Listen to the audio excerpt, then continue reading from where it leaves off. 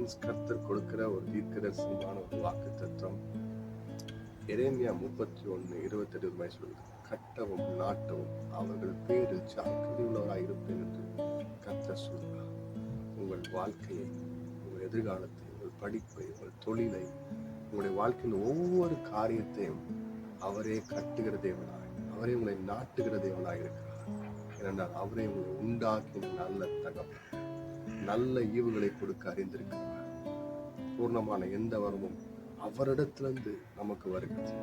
அவரே நன்மையானதை நமக்கு தருகிறவர். அவரே நமக்கு உதவி செய்கிற நல்ல தகப்பனாக இருக்கிறார். அவர் அதனால் உங்களை பார்த்து சொல்கிறார், உன்னை நான் கட்டுவேன், உன்னை நான் நாட்டுவேன், உன்னை நான் கட்டுவேன், உன்னை நான் நாட்டுவேன். He is going to build you, he is going to plant you. உங்களை நல்ல நிலத்தில் கற்பாறையின் மேலே கட்டுகிற வீட்டை போல, நல்ல நிலத்தில் விதைக்கப்பட்ட விதையாய், கனிதரும் மரமாக, அநேகருக்கு ஆசீர்வாதமாய், அநேகருக்கு நீங்கள் நன்மை செய்கிறவர்களாக, அநேகருக்கு நீங்கள் விடுதலையும் சுகத்தையும் கொண்டு வருகிறவர்களாக கர்த்தர் உங்களை எழுப்ப போகிறார். கர்த்தர் உங்களை கட்ட போகிறார். கர்த்தர் உங்களை நாட்ட போகிறார்.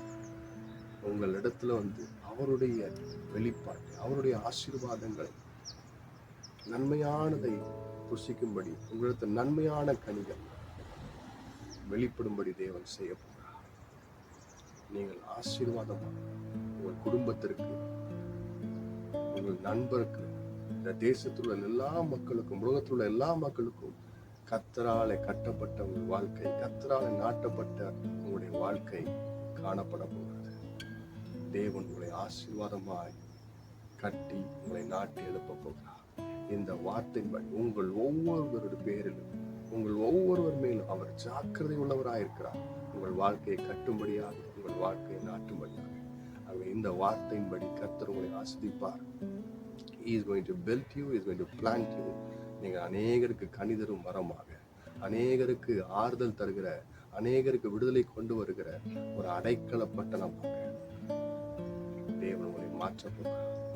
உங்களை தேடி ராஜாக்களும் எல்லா ஜனங்களும் வரும்படியாக நீங்கள் அவங்களுக்கு நல்ல வசனமாகிய போஜனத்தை கொடுக்கும்படியாக, கர்த்தருடைய வார்த்தையை கொடுக்கும்படியாக, கர்த்தருடைய சுகத்தை சொல்லும்படியாக, விடுதலையை சொல்லும்படியாக கர்த்தர் உங்கள் ஒவ்வொருவரையும் அவரை போல எழுப்பி, அவரை போல கட்டி, அவரை போல நாட்டி உங்களை வளர்த்து அநேகருக்கு ஆசீர்வாதமாய் கர்த்தரை மாற்றப் போகிறார். வார்த்தையின்படி கர்த்தர் உங்களை ஆசீர்வதிப்பாராக.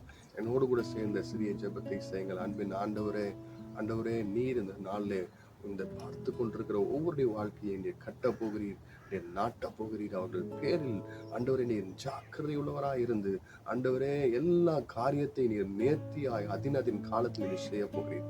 எல்லா தடைகளை மாற்றும், நல்ல திருமண வாழ்க்கையை தாரும், நல்ல ஆண்டவரே குழந்தை பாக்கியங்களை தாரும், நல்ல ஆண்டவரே வீடு வாசல்களை ஏற்படுத்தாரும், எல்லா நன்மைகளை நீர் தாரும். ஆண்டவர் இவர்கள் மூலியமாய் ஆண்டவர் லட்சங்கள் ஆஸ்வதிக்கப்பட, ஆண்டவர் இவர்கள் மூலியமாய் தேவனுடைய சுவிசேஷம், உம்முடைய ரட்சிப்பு, உம்முடைய விடுதலை தேசங்களுக்கு, ஜனங்களுக்கு போக ஆண்டவரே இவர்களை நீர் கட்டி நாட்டி நீர் எழுப்ப போவதற்காக நன்றி. ஆண்டவரே இவர்கள் ஆண்டவரே உமக்கு வெளிச்சமாக, உமக்கு உப்பாக ஆண்டவரே இந்த உலகத்துல எல்லா தேசங்களிலும் ஆண்டவரே நீர் வைக்க போறதுக்காக நன்றி. எல்லா ஜாதிகளுக்கும், எல்லா ராஜாக்களுக்கும் இவர்களை ஆண்டவரே வெளிச்சமாக, நீதியாக, மகிமையாய் நீர் வைக்க போறதுக்காக நன்றி. ஆசீர்வதியும் நீரே அப்பா, வழி நடத்தும். உம்முடைய நாமத்தினால கேட்கிறோம். ஆமென். God bless you.